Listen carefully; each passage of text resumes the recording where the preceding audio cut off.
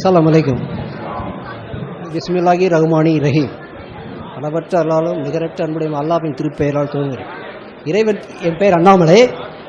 இறைவன் குர்ஆனில் எனக்கு அழகிய பெயர்கள் உண்டு என்று சொல்லியிருக்கின்றான். என்னுடைய கேள்வி என்னவென்றால், அவருக்கு 99 பெயர்கள் உண்டு என்றும் இதை சொன்னால் இதற்கான பலன்கள் உண்டு என்றும் சொல்கின்றார்கள். அதன் விளக்கம் என்ன? அதாவது அவர் என்ன கேள்வி கேட்கிறார்னா, இறைவனுக்கு அழகிய திருநாமங்கள் உள்ளதாகவும் அது 99 திருநாமங்கள் இருப்பதாகவும் சொல்லுகிறார்களே, அவ்வளவு திருநாமங்கள் இருக்குதா? அதுதான் கேள்வி. அதான் அல்லாஹ் என்பது அவருடைய பெயர், கடவுளுக்கு பெயராக இஸ்லாம் சொல்லுகிறது. எந்த ஒரு மனிதனை எடுத்துக்கொண்டால் கூட அவனுக்கு வச்ச தாய் தந்தையர்கள் சூட்டிய பெயர்னு ஒன்று இருக்கும், இயற்பெயர்னு ஒன்று இருக்கும். அது இல்லாமல் அவனுடைய செயல்பாடுகளை பொறுத்து சில பட்டங்கள் அவனுக்கு கொடுக்கப்படும், அதுவும் அவருடைய பெயர் தான். இப்போ இப்போ கருணாநிதின்னு ஒரு முன்னாள் முதல்வர் இருந்தார், அவர் பெயர் கருணாநிதி. அவங்க தாய் தந்தையர் அந்த மாதிரி பேரை வச்சாங்க. ஆனால் அந்த ஒரு பேர் மட்டும் அவருக்கு இருக்கிறது, கலைஞர்னு ஒரு பேரை சொல்கிறாங்க. அவர் ஒரு கலைத்துறையில் ஈடுபட்ட காரணத்தினால அந்த பேரை வைத்து என்ன செஞ்சாங்க, அப்படி அவருக்கு சூட்டினாங்க. அது பின்னாடி சூட்டின ஒரு பேர்.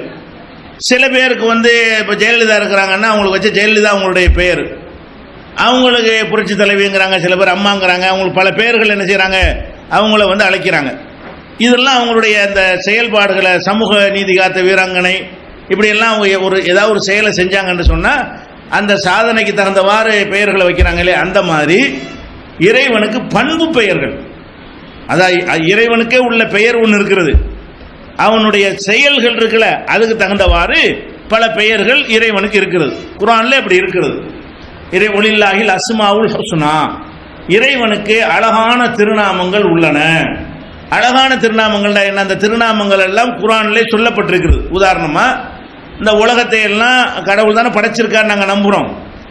அதனால படைத்தவன் என்று அவனுக்கு ஒரு பெயர். படைச்சதுனால அவனுக்கு பேர் என்ன? படைத்தவன். ஹாலிக்குன்னா படைத்தவன், படைத்தவன் என்று ஒரு பெயர். நமக்கு கடவுள் நிறைய கருணை செய்கிறாரு, அருள் புரிகிறாரு, அன்பு செலுத்துகிறார் என்று சொன்னால், அருள் புரிகிறவர் ரஹீம், அருள் புரியக்கூடியவர், ரஹ்மான், அன்பு செலுத்தக்கூடியவர் என்று அவருக்கு பேர் இருக்கிறது. இப்போ கடவுளுக்கு இயலாது எதுவுமே கிடையாது, எல்லா ஆற்றலும் அவருக்கு இருக்குன்னு சொல்லும் போது கதீர், சக்தி உள்ளவர், கடவுளுக்கு எல்லாத்துக்குமே முடியும் அப்படின்னு சொல்றது. இப்படி அந்த கடவுளுடைய கருணை, கோபம், தண்டிக்கிறவர், பரிசளிப்பவர், என்னென்ன கடவுளுடைய தன்மைகளாக இருக்கிறதோ அந்த தன்மைகளை சொல்லி வைக்கக்கூடிய பண்பு பெயர்கள் நிறைய இருக்கிறது. கடவுளுடைய பெயர் ஒண்ணுதான், அந்த கடவுளுடைய அந்த செயல், அவருடைய செயலுக்கு தகுந்தவாறு பண்புகளை வைத்து வைக்கிற பெயர் இருக்கு இல்லையா, அந்த மாதிரி பெயர்கள் கடவுளுக்கு நிறைய இருக்கிறது என்று இருக்கிறது. அது 99 இருப்பதாக நபிகள் நாயகம் சொல்லியும் இருக்கிறார்கள். அது கரெக்டான செய்தி தான். அதெல்லாம் பண்பு.